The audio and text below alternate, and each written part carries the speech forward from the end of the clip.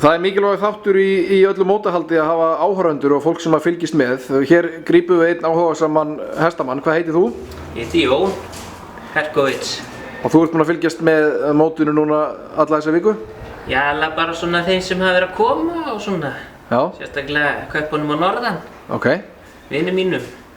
Já, en ertu ættaður á norðan, er það ekki rétt hjá mér? Jú, ég er það. Já. Frá Vatnsleysu í Skagafirði? Jú.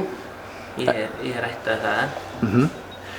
Hvað, fyrir utan þá bara að vera að klappa fyrir Skagfirðingum, hvað hefur staðið upp úr fyrir þér á þessum móti? Nú bara allt saman. Þetta er allt rosa flottir hestar og líka bara sjá þessa ungu krakka. Ungmennaflokkin og úlinganna.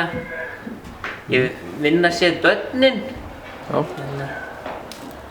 Já, það stendur allt bara mjög jafnt, finnst mér, og gott. Ég held að tímanni séu bjartir í öllu saman. Já, þetta er allt. Eins og veðrið.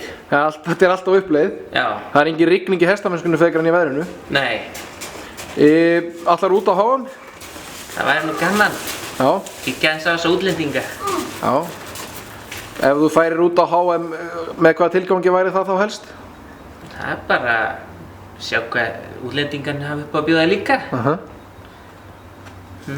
En þú stundar hestamennsku hér í Víðidalnum, Jón? Já, ég er búinn að gera það í allan vetur. Og með mikið af hestum á húsi, eða? Þetta er allt fullt hjá mér, allt saman geðingar. Já, hver einasti? Hver einasti hestur. Ertu skráður til keppni á Reykjavíkurmótinu?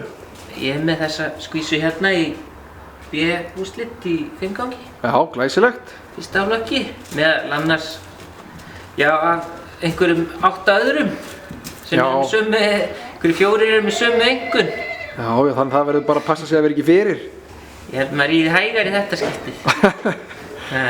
Heyrðu Jón, ég þakka þér fyrir spjallið. Gangi þér vel í úrslitum í 5 gangi og að ná upp brunku í brekkunni. Já, ég skal